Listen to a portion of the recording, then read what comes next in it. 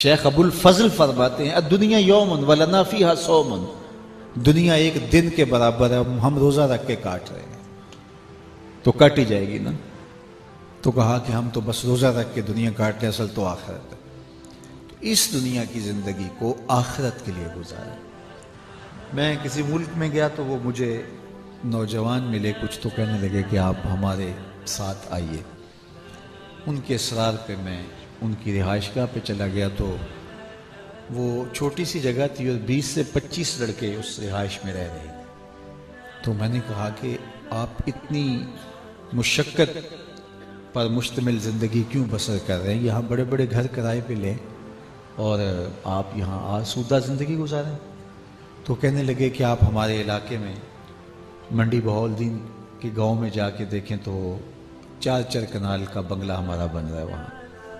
تو میں نے کہا وہاں 4 کنال کا بنگلہ بنا رہے ہو تو یہاں کیوں ایک 5 مرلے کے گھر کے اندر 20 آدمی رہ رہے ہو؟ تو کہتے ہیں کہ سر ہم تو یہاں کمائی کرنے کے لیے آئے ہیں، ہم ساری انویسٹمنٹ وہاں کر رہے ہیں جہاں جا کے ہم نے رہنا ہے۔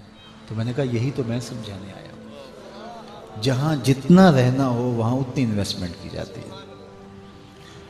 آپ کہیں جاتے ہیں تو ایک رات رہنا تو کمرہ کرائے پہ لے لیتے ہیں، اور 2-4 ماہ گزارنے ہو تو گھر کرائے پہ لے لیتے ہیں۔ یہ دنیا آخرت کی کھیتی ہے، اس کو اس طرح سے گزارے کہ ہم یہ ہمارا مستقل ٹھکانہ نہیں ہے۔ اصل زندگی آخرت کی زندگی ہے۔ خندق کھودتے صحابہ کو جب حضور نے دیکھا، ان پہ پیار آیا تو یہی کہا اللہم ان العیش عیش الاخرہ فاغفر للانصار والمہاجرہ، اے اللہ زندگی تو آخرت کی زندگی ہے، میرے انصار کو بھی بخش دے، میرے مہاجروں کو بھی بخش دے۔ تو وہ خوش نصیب ہے جس نے اپنی آخرت کو سنوارا۔ لیکن یہ دنیا میں نے کہا میٹھا خواب ہے، خواب کے اندر تو پتہ ہی نہیں لگتا کہ یہ خواب ہے، آنکھ کھلتی ہے تو پتہ چلتا ہے کہ خواب ہے۔ تو یہ ایک خواب ہے اور ہم کہتے ہیں بس ٹھیک ہے، ہمارا دل بھی مان رہا ہوتا ہے کہ یہ فلاں جو کہہ رہا ہے یہ درست کہہ رہا ہے، یار میں غلط ہوں۔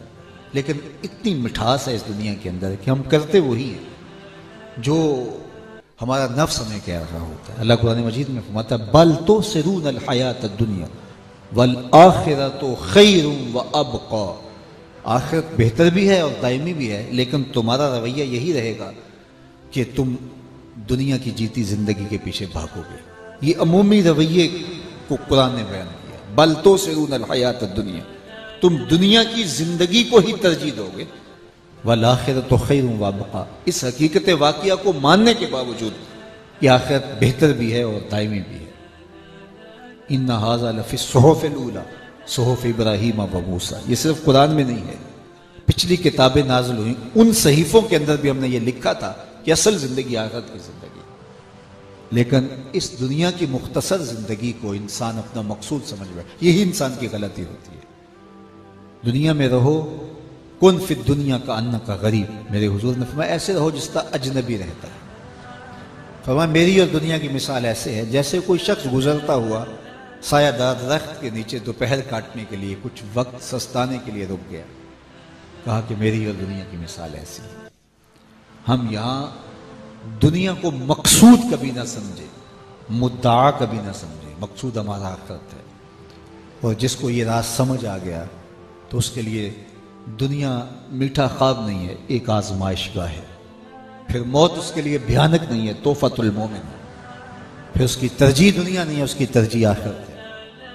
پھر وہ اس کو بوائی کا موسم سمجھتا ہے، مٹی سے مٹی ہو جاتا ہے کٹائی کے موسم کے لیے، وہاں فصل اٹھانے کے لیے۔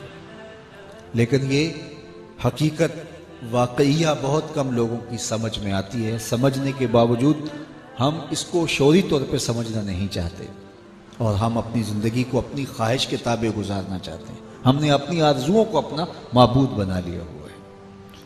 تو ہمیں یہ مواقع سبق دیتے ہیں کہ ہم اپنی آخرت کی زندگی کے لیے کوشاں ہوں۔ تو اللہ ہمیں اس موقع پر اس کی توفیق عطا فرمائے۔ دوسری بات کہ آج ہمارے ان عزیزوں کی والدہ اس دنیا سے چلی گئی، تو یہ ایک رشتہ اللہ نے ایسا رکھا ہے ماں کا کہ جس کا نعم البدل تو دور کی بات ہے، بدل بھی موجود نہیں ہے۔ اللہ نے ماں کے سینے میں وہ تڑپتی ہوئی ممتا رکھی، وہ محبت کا ایک جہاں آباد رکھا۔ کل ہی دوپہر کو میں لاہور تھا، تو جب صبح سو کے اٹھا تو دھوپ چمک رہی تھی اور میں غسل کیا، تو میں نے کہا کہ مجھے تھوڑی سی دھوپ میں بیٹھنا مل جائے، تو انہوں نے اپنے لان میں میرے لیے کرسی رکھ دی، تو میں وہاں بیٹھا تو ساتھ والے گھر سے ایک بڑھیا کی آواز آ رہی تھی، وہ اپنے بچے کو کہہ رہی تھی کہ بیٹا کھانا کھا لو، چھوٹا بچہ ہوگا، تو وہ بچہ شاید مان نہیں رہا تھا، تو اس نے پھر کہا کہ کھانا کھا لو۔ آپ یقین کیجئے گا، میں نے گھڑی پہ اندازہ کیا کہ وہ تقریباً 7 سے 8 منٹ تک اس کو یہ بار بار کہتی تھی بیٹے کھانا کھا لو، بیٹے کھانا کھا لو، بیٹے کھانا کھا لو۔ کیا بندہ تھک نہیں جاتا؟ لیکن یہ ماں کی تڑپتی ہوئی ممتا ہے، اس کے سینے میں محبتوں کا ایک جہاں موجزن ہے۔ مائیں اللہ کی رحمتوں کا ایک مجسم روپ ہے۔ اللہ کی رحمتوں کو اگر آنکھوں سے دیکھنا ہو تو ماں کا پیکر دیکھ لو، ماں کا وجود دیکھ لو۔ ماں جب بولتی ہے تو اس کے لہجے میں جبریل بولتا ہے، ماں جب مسکراتی ہے تو لگتا ہے جنت کی ساری کلیاں کھل اٹھی۔ وہ درد، وہ درک، وہ محبت۔ ماں جب اپنے بیٹے کو بیٹا کہہ کے پکار رہی ہوتی ہے، ایسے لگتا ہے آسمان سے نور برس رہا ہے۔ ساری دنیا کا شہد نچوڑ دو تو وہ مٹھاس پیدا نہیں ہوتی جو ماں کے لہجے میں رکھی۔ کسی نے کہا تھا کہ عالی نصب ہوٹلوں میں، 5 سٹار ہوٹلوں میں کھانا کھانے میں وہ سرور کہاں جو چولہے کے پاس بیٹھ کے ماں کے ہاتھوں سے پکی ہوئی چپاتیاں کھانے سے نصیب ہوتا ہے۔ عالی جناب، حضرت صاحب، مفتی صاحب، قبلہ عالم، کیا کیا لفظ بولے جاتے، لیکن نقیبوں کے ان لفظوں میں وہ ٹھنڈک اور وہ مٹھاس کہاں جو ماں کی زبان سے اوے مٹھو اور اوے ببلو میں رکھی گئی۔ اللہ نے اس کو ایسا درک دیا، ایسا پیار دیا، ایسی محبت دی، وہ کیا میٹھا لہجہ ہے۔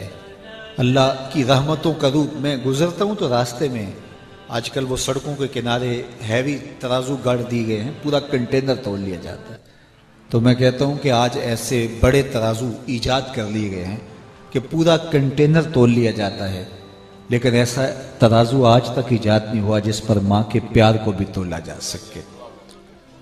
ماں کے رنگ ہی نرالے ہیں، ماں کا پیار کا روپ ہی الگ ہے۔ اللہ نے اس کو وہ درد، وہ درک، وہ محبت۔ ایک شاعر ہوا تابش، اس نے ماں کے پیار کو کتنے خوبصورت پیرائے میں بیان کیا۔ ایک مدت سے میری ماں نہیں سوئی تابش، میں نے ایک بار کہا تھا مجھے ڈر لگتا ہے، کہا میرے منہ سے ایک بار نکلا تھا۔